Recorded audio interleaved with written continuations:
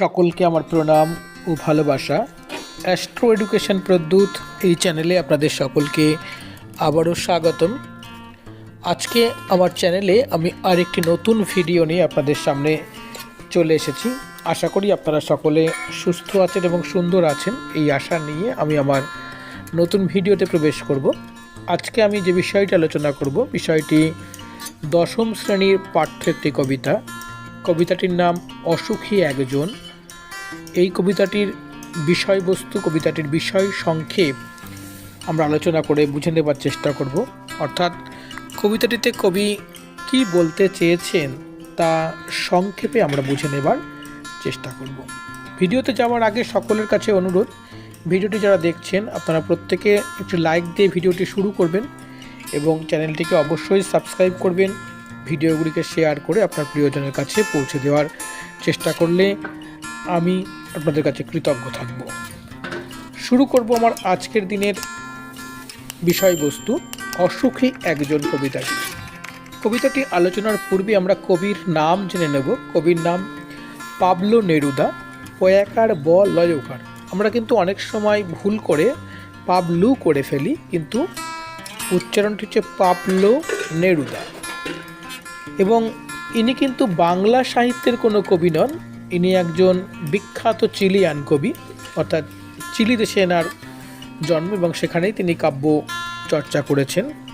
এই কবিতাটি বাংলায় তর্জমা করেছেন বা বাংলায় অনুবাদ করেছেন বলা যায় নবারুণ ভট্টাচার্য।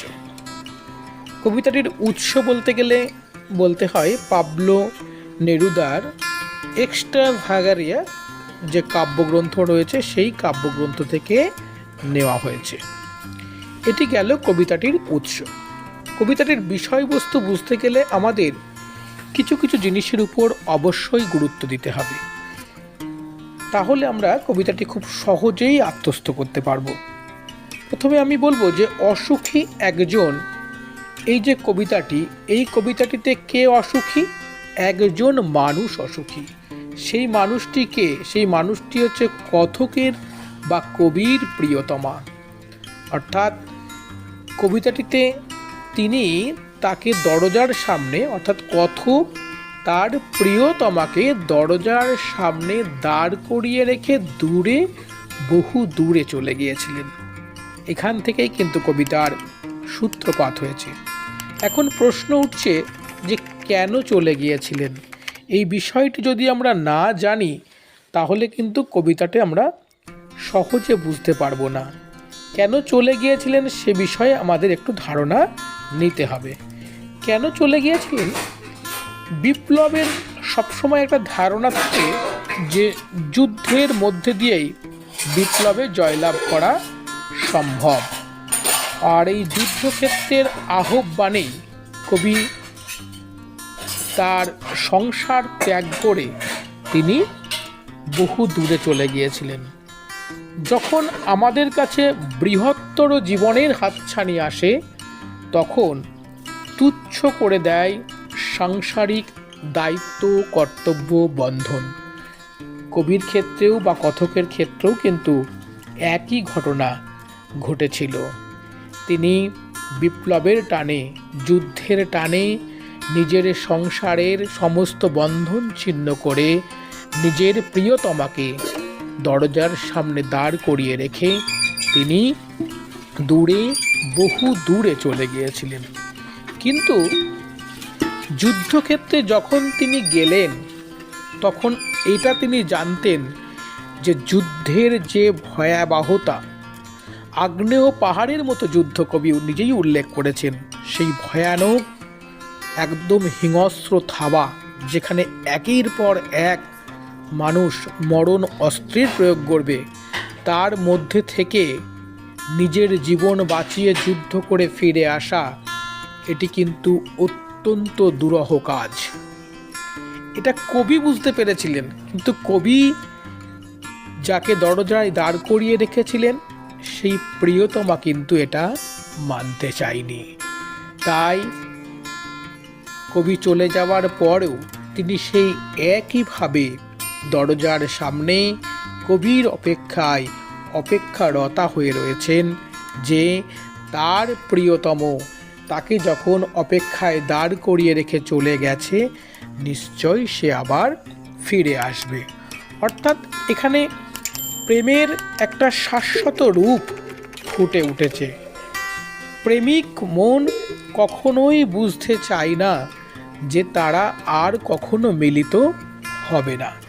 এই জন্যই কিন্তু মেয়েটিও সেই একই অপেক্ষায়, একই কারণে অপেক্ষায় দাঁড়িয়ে রইলেন। এরপর বহু সময় চলে গেছে।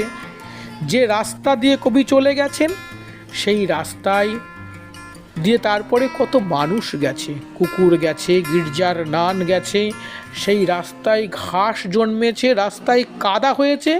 অর্থাৎ একটি করে দিন, দিন থেকে সপ্তাহ, সপ্তাহ থেকে বছর, একটি সিজনের পর সিজন চলে গেছে। তবুও কিন্তু মেয়েটি তার আশা ছাড়েনি। সে একইভাবে দরজায় দাঁড়িয়ে রয়েছে, কেননা সে বিশ্বাস করত তার প্রিয়তম নিশ্চয়ই তার কাছে ফিরে আসবে। এই আশাতেই সে দাঁড়িয়ে রয়েছে। আর যখন দাঁড়িয়ে রয়েছে তখন কি হচ্ছে, একের পর এক সময়গুলো যখন কাটছে, সময়গুলো একটা একটা করে যোগ হতে হতে যখন বছরে পরিণত হচ্ছে, তখন সেইগুলো একটা কঠিন পাথরের মতো তার মাথার উপর জড়ো হচ্ছে বা মাথার উপর চাপ সৃষ্টি করছে। কঠিন পাথর কেন? মানুষের সুখের দিন খুব সহজে কেটে যায়, কিন্তু দুঃখের দিন মানুষের কখনো সহজে কাটে না।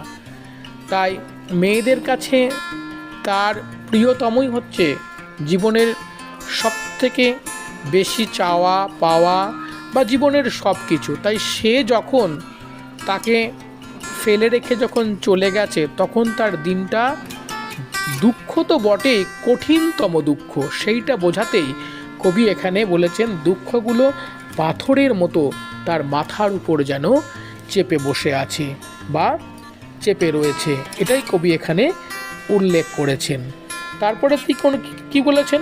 বলেছেন যে অপেক্ষারত বছরগুলো এইভাবেই যেমন ভারী হয়ে উঠল, ঠিক এরই পরে নেমে আসলো ভয়ানক যুদ্ধ। কেমন সেই যুদ্ধ? আগ্নেয় পাহাড়ের মতো। আগ্নেয় পাহাড়ের মতো কেন? যখন কোনো আগ্নেয়গিরি থেকে যখন অগ্নুৎপাত ঘটে, তখন চারিদিকে একেবারে ধ্বংসলীলা চলে। আগুনের গোলা এদিক থেকে ওদিকে ছুটে বেরিয়ে চলে যায়। মনে হয় যেন সমস্ত বন জঙ্গল, জনপদ, মানুষজন যা কিছু রয়েছে সমস্ত কিছুকে সে আগুনে পুড়িয়ে ছারখার করে দেয়। যুদ্ধ ঠিক সেই রকম ভয়ানকভাবে সেখানে এসে উপস্থিত হয়েছিল। তাই যুদ্ধকে আগ্নেয় পর্বতের মতো বলা হয়েছে। আর কি বলেছেন? বলেছেন এই যে যুদ্ধটা এলো, এই যুদ্ধের ফলে বহু মানুষের প্রাণ গেল এবং যুদ্ধ এত নৃশংস যে সেই নৃশংসতায় রক্ষা পেল না ফুলের মতো সুন্দর শিশুগুলো বা পৃথিবীতে যাদের খুব আর অল্প দিন আয়ু রয়েছে, সেই বৃদ্ধরাও কিন্তু সেখান থেকে রেহাই পেল না। কেন পেল না? না যুদ্ধের সেই আগুন বা যুদ্ধের সেই গুলি বা বন্দুক থেকে বেরিয়ে যাওয়া গুলিতে কিন্তু কারোর ঠিকানা, কারোর নাম লিখে দেওয়া থাকে না। সে যে কাউকে আঘাত করে মৃত্যু মুখে তাকে ঢলে যেতে হয়। সেই জন্যই কিন্তু যে কারোর মৃত্যু হয়েছে। এইভাবেই কিন্তু যুদ্ধ তার ধ্বংসলীলা চালিয়েছে। এত ধ্বংসলীলার মধ্যেও যখন সমস্ত কিছু ধ্বংস হয়েছে, তখনও মেয়েটির কিন্তু মৃত্যু হয়নি। এমনকি শান্ত হলুদ দেবতারা, তারাও রেহাই পায়নি। কবি এখানে দেবতাদের শান্ত হলুদ বলে ব্যঙ্গ করেছেন। মানুষ আমরা সাধারণত দেবতাদের মন্দিরে স্থাপন করি এই উদ্দেশ্য নিয়েই যে দেবতারা সমস্ত শক্তির আধার, সমস্ত বিপদ থেকে তারা আমাদের রক্ষা করতে পারে। তাই আমরা যখন কোনো বিপদে পড়ি, আমরা যখন মনের মধ্যে কোনো কষ্ট অনুভব করি, তখন আমরা দেবতার সামনে গিয়ে সেই কষ্ট বা সেই বিপদকে তার সামনে উপস্থাপন করি এবং বলি এখান থেকে তুমি আমাদের রক্ষা করো। এই কারণেই মন্দিরে যুগ যুগ ধরে দেবতারা একের পর একটি বছর কিন্তু সেখানে তারা পূজিত হয় বা সেখানে তারা একদম চুপচাপ শান্ত হয়ে বসে থাকে। কিন্তু এই দেবতাদের সামনে মানুষ যখন এই আকুতি মিনতি করেছে, তখন দেবতারা যুদ্ধকে আটকাতে পারেনি। যুদ্ধকে তো আটকাতে পারলই না, এমনকি যুদ্ধের সেই গোলা বারুদ, যুদ্ধের সেই আগুনে দেবতারা নিজেদেরকেও বাঁচাতে পারেনি। তারা মন্দিরগুলো ধ্বংস হয়েছে, মূর্তিগুলো ধ্বংস হয়েছে, চারিদিকে তারাও নিজেদেরকে, দেবতারাও চারিদিকে ছড়িয়ে ছিটিয়ে পড়ে গেছে সেই ভয়ানক আগুনের মধ্যে, এবং সেই আগুনে তাদের মাথাগুলো পুরো একটা বিভৎস হয়ে গেছে। তাই কবি একটু ব্যঙ্গ করেই বলেছেন শান্ত হলুদ দেবতারা। এই লাইনটি কিন্তু কবিতায় অত্যন্ত গুরুত্বপূর্ণ একটি লাইন, যে শান্ত হলুদ দেবতা। সুতরাং কেন বলেছেন আমরা কিন্তু আলোচনায় তুলে আনার চেষ্টা করলাম। এত ভয়ানক যুদ্ধ যে সেই যুদ্ধে কবিতার ফেলে আসা বাড়ি, বারান্দা, ঝুলন্ত বিছানা, গোলাপি গাছ, চিমনি, জল তরঙ্গ যা কিছু ছিল যুদ্ধের তাণ্ডবে সবই চূর্ণ বিচূর্ণ হয়ে গেছে। শুধু যেখানে শহর ছিল সেখানে এখন কি পড়ে রয়েছে? সেখানে পড়ে রয়েছে কাঠকয়লা, দোমড়ানো লোহা, পাথরের মূর্তির মাথা। কিন্তু আশ্চর্য দেখো কবিতায় কীভাবে কবি কবিতাটিকে আশ্চর্য করেছে বা কবিতাটিকে আরও সুন্দর করে তুলেছেন। সেটা হলো এত কিছু ধ্বংসের মধ্যেও কিন্তু মেয়েটির মৃত্যু হলো না। মেয়েটি কি করছে? সে তার প্রিয়তমার আশাও কিন্তু ছেড়ে দেয়নি।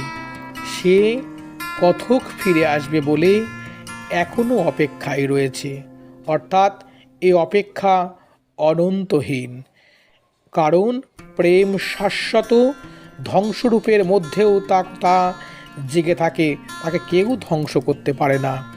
আর যুদ্ধের বীভৎসতাকে প্রেমিক মন বুঝতে বা মানতে পারে না। তাই তো মেয়েটি কবিতায় চিরকাল অপেক্ষায় দাঁড়িয়ে রয়েছেন। এভাবেই কিন্তু কবিতাটিকে আমরা শেষ করলাম, এবং কবিও কবিতার মধ্যে দিয়ে কিন্তু তার মনের ভাবনাকে এইভাবে ব্যক্ত করেছেন। আশা করি আমরা সকলেই কবিতার বিষয়বস্তুটা বুঝতে পারবো। কবিতাটি আমরা আরও একবার পাঠ করে নেব, পড়ার পরে তোমরা প্রত্যেকে নিজের বইয়ে কবিতাটি পাঠ করে নেবে, তাহলে দেখবে কবিতাটির সারাংশ বা কবিতাটির বিষয়বস্তু তোমাদের বুঝতে আরও সুন্দরভাবে সহজ হবে। ভিডিওটি যারা দেখলে সকলকে অসংখ্য ধন্যবাদ, এবং ভিডিওগুলিকে অবশ্যই আপনারা একটু শেয়ার করে দেবেন এবং চ্যানেলটিকে অবশ্যই সাবস্ক্রাইব করবেন, এই আশা রেখে আপনাদের সকলকে আবারও অসংখ্য ধন্যবাদ জানিয়ে আজকের ভিডিও আমি এখানেই সমাপ্ত করছি।